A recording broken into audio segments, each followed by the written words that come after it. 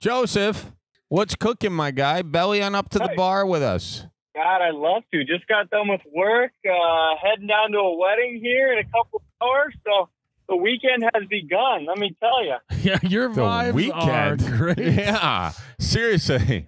What day is today? It's Wednesday? You got heading to a wedding down in South Bend, Indiana. South Bend, Indiana. Nice. Where are you driving from? South Bend is that's where Notre Dame's at, right? Yeah, Rudy. It's also where the College Football Hall of Fame. Is it College Football Hall of Fame? No, some sort of. You would know, Miles, because you're in it, right? From your time on the gridiron. Yeah, maybe the not so College Football Hall of Fame. That's the D3 Football Hall of Fame. I was D2. Oh, okay. All right. Could have fooled me. So, but that's the way weddings are going these days. They're starting on Mondays with the pre-welcome dinner. Then they have a welcome dinner. Then they have we're just settling in dinner. Then they have the pre-groom's dinner. Then they have the groom's dinner. Then they actually have the wedding dinner on Saturday is kind of how I see it going these days, Charlie. So. Yeah, there's also the dinner after you do the rehearsal for the wedding, which nobody pays attention to and everybody forgets. So where are you driving there from?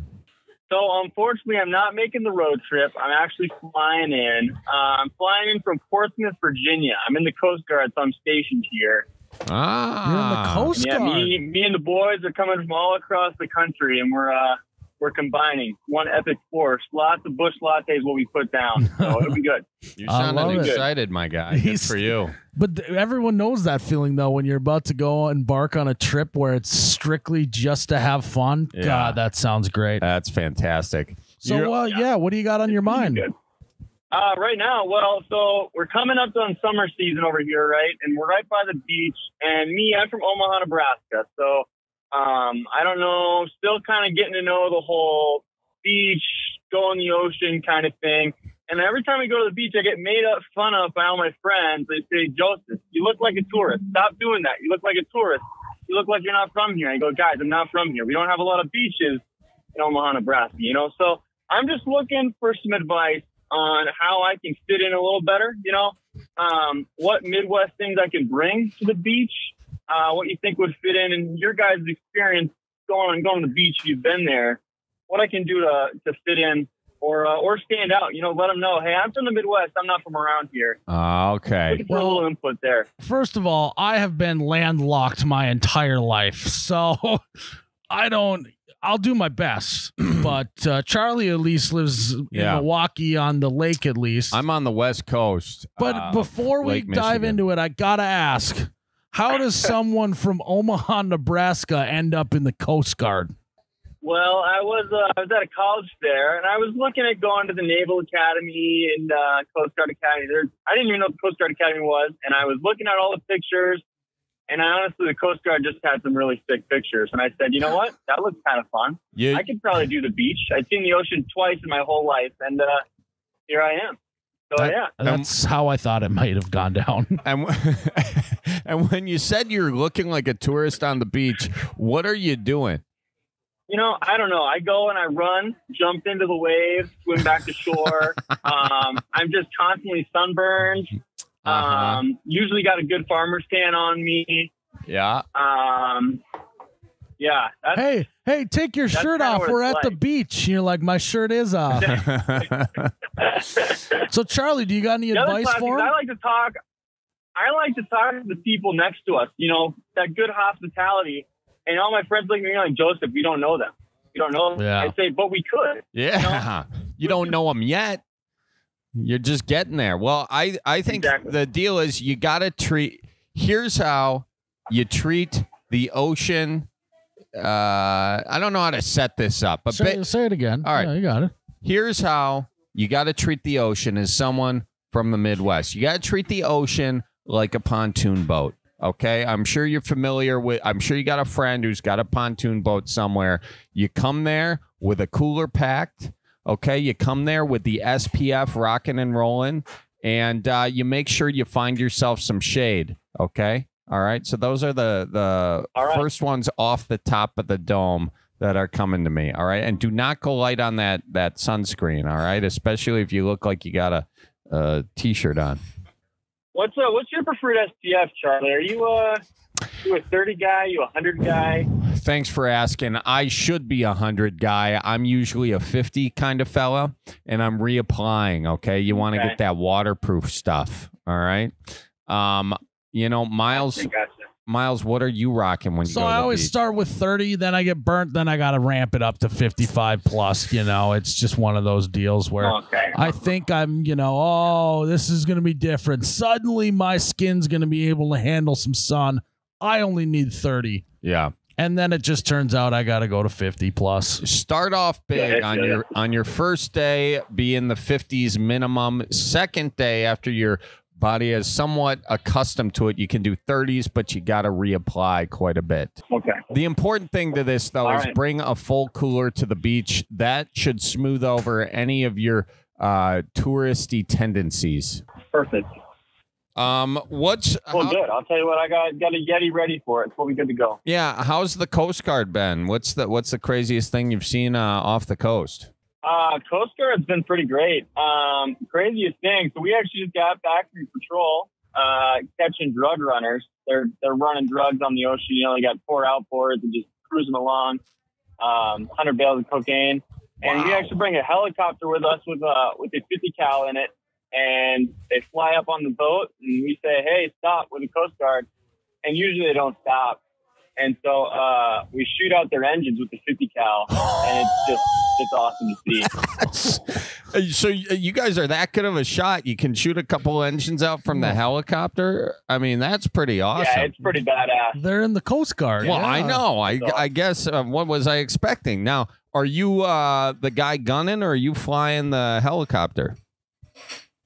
Nah, unfortunately, I'm neither. I'm the engineer on the ship, so I'm down in the engine room making sure everything's running all right. Got it. So, okay. That's still pretty cool. How do you get to be the guy who's talking to the dudes in the boat, who's announcing yourself? Like, hey, we're the Coast Guard. Do you then say, hey, we're going to shoot out your engines? Do they know it's coming? Yeah. We shoot, we go over the intercom system. We're like, hey, we're the Coast Guard. Stop your vessel. And they don't stop, per usual. And then they'll try and do evasive maneuvers and get away from us. But it's a helicopter. You're not going to get away from it. You know, I don't know. Where are you going to go? And then we'll take our machine. Exactly. Like we're above you. You're not going anywhere. Then we take the machine gun and we shoot some warning shots in front of them. They're going 39, or I'd say faster than that, 50 knots. And we're shooting machine gun shots in front of them, which is the universal warning sign. They're like, hey, stop. If someone was shooting in front of me, I would stop. Yeah. And then they still don't stop usually. So then we shoot their engines, and then they say, oh, shoot, they're shooting at us. Okay, we'll stop now. Do they even jump overboard? Usually at that point, the engines get blown to bits. Not usually. They do try and throw the drugs overboard, thinking that, if we don't have any drugs on board, we're not bad. But, yeah. Do they sink? So... No, the drugs all float. Well, why wouldn't it? Sometimes we'll see out in the ocean. Go ahead. I was just going to say, well, why don't they just put some bricks attached to it so then they sink? Yeah, they probably weren't planning on think so. getting clipped. So. You know, carry a case of bricks with you too, just to help you sink the cocaine when you get caught. So you shoot them up, they toss the coke overboard, and they've got just a bunch of cocaine bobbers out there. Just a bunch of cocaine bobbers. But then the issue is me being on the ship, we gotta take that cocaine in as evidence. And so this cocaine, these bales of cocaine weigh 60 pounds each. So you got 60-pound bales of cocaine, and then they throw them in the water. So now they're soaking wet. So you're soaking wet. And usually this all happens at 2 a.m. too. So you're already a little grumpy because it's 2 a.m. Got woken up. You're lifting 60 pounds of cocaine that's soaking wet. Now you're soaking wet. And usually they'll have 50 on board. So you're lifting, I don't know that math, but 50, 60-pound bales. And then you'll be doing that for a week straight. So yeah, lots of late nights on the old open ocean out there. Late nights with just pulling 60-pound bales of coke. But I imagine you guys are pretty energetic on that boat, you know? everyone's buzzing pretty good. Let's just, yeah. We get a lot of shit done, though. I tell you what. Where are these boats typically coming from? They're typically coming from South America. And what kind of a boat are we talking about? I don't know. Oh, they're little, or I mean, not little. They're 26 footers. They're called tangas. They're super low in the water, and they'll put like 3 or 4 outboards on them, and it'll be the 2 guys, the 4 outboard engines, bales of cocaine, and then just barrels on barrels of diesel or gasoline, and they're just ripping through the water. Yeah. So we didn't have a helicopter a lot of times. Like, we're not going to catch them because they're way faster than what we have. So how do you know that they got drugs? Like, what's your, like, how do you know? The cocaine. You can see it. Like, it's just bales on bales of cocaine. But so you basically just have people constantly watching for these types of boats is what you're saying. Yeah, exactly. So we get intel, and then we'll like sit in a certain spot where we know what classic running routes are, and then literally our lookout will be like, "Oh, we see one," or we'll have a plane up with a camera and they'll see them. But it's really fun when the lookout spots them. It's like, "Oh, that guy's about to have a bad day." That's the most Midwest way to announce a coke runner. Oh, see some coke. Oh, we got a coke boat. Yeah. Jeez Louise. Okay. So, but so you're saying that if Charlie Berens and I took a trip down to, maybe Colombia, South America, and we bought ourselves a nice little pontoon, and we threw the life jackets overboard, and we, maybe filled the seats with some sort of substance, and started making our way. Powder, perhaps. Yeah, baking powder. And we started making our way back up to the U.S. Would you think Charlie and I drinking beer? Maybe I got my Tommy Bahama shirt on. Charlie's got his orange life jacket on.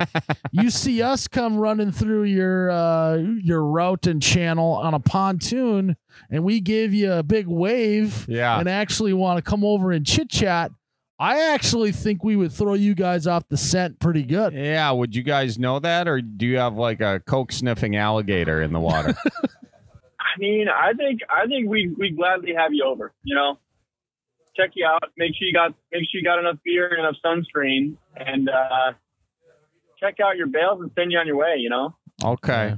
So a pontoon, Miles, if we took a pontoon from Colombia, do you know how long that journey would take? First of all, that was the joke. The ocean would topple us. Yeah, we'd be done in 3 minutes. Oh, that was your joke? Yeah. Oh, just got it. Super funny. Well, you'd see the helicopter, but just for another reason. Probably after being at sea for like 5 days because you're lost. We still get you. Don't worry. Yeah. So is a plane a better way to go for the drug runners?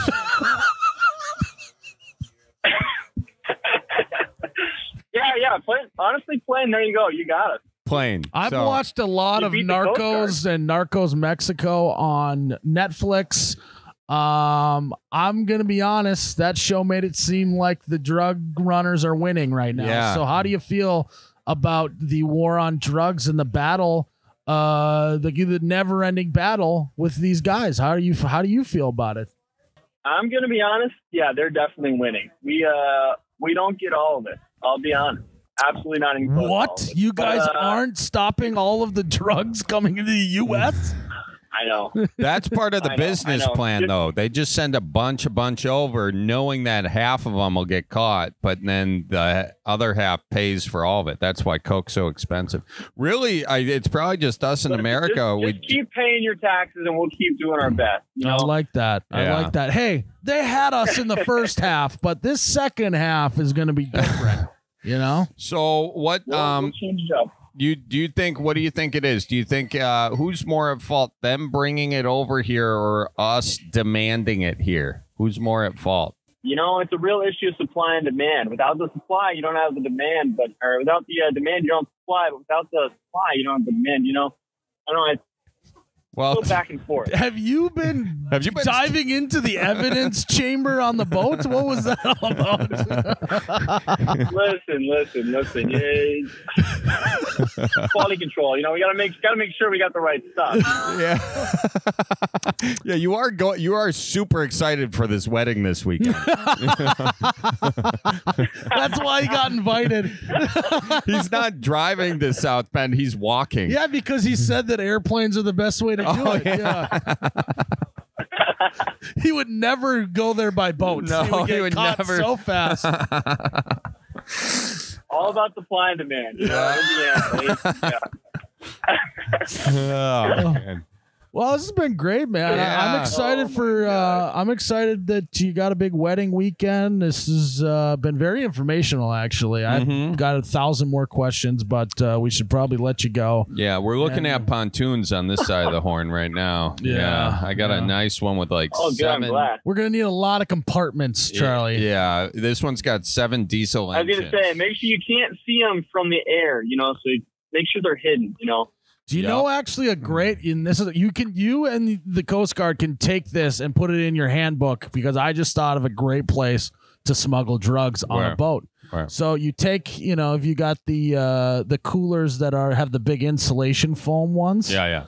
You just cut that off. You take out all the insulation foam on the inside, not in the cooler, but in between the two walls of the cooler. The Coke is your insulator. It's the insulator, and then you just patch it back up, and I bet that'd be a pretty good spot to smuggle it. So you guys can take that tip, and make sure you're checking those coolers. Yeah, make sure on every boat you bring that alligator on and have them do the little swim around. Can alligators sniff out drugs? That method was so 2019. Really way beyond that one. What's the craziest way you've seen someone hide coke? Hide coke? Yeah. Underneath a bunch of they were a fishing boat, and they had a fishing it was full of ice and fish. Yeah. And it smelled horrible, and it just. We were like, oh, it's probably just a fishing boat. We can't find drugs anywhere. Like, we've been looking, but they're super suspicious. I don't know. Someone's going to have to go in there and check the fishing hold. And someone goes in there and they're digging through 2 feet of fish and ice, and boom, drugs underneath. Wow. But it was disgusting. It was just so gross. Just nasty fish, because fishing boats are not clean. No. Have you ever found them inside of the fish? Hyped. You ever find them inside of the fish? Yeah, they've done that. I personally haven't, but it's a method they use. Yeah, that's where I would go next, I think, if you guys are onto my cooler trick. Not that I would ever do this. There you go. No. Oh, of course not. No. Yeah. All right, man. All the drug runners listening to this podcast. There you go. You're giving them free advice. Yeah, they're listening to it, and then there's I got their list of ways they're gonna smuggle it, and they're like, damn it, and they got to cross that one off the list now.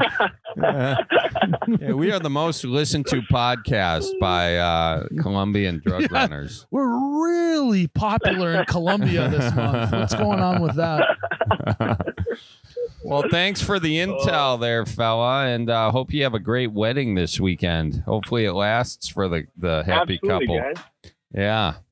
All right. Yeah, well, so really appreciate it. It's been a dream of mine to be on this podcast. So. Oh, man. Hey, it's been a dream of ours to finally get you on this podcast. No, actually, talking drug running is I love that whole world and figuring out what's going on with it. So this has been a dream for me. That's why you wore a white T-shirt for this one. Yeah, that was great. So I really appreciate it. Yeah. Well, take care and enjoy the heck out of it. All right. Thank you for calling in.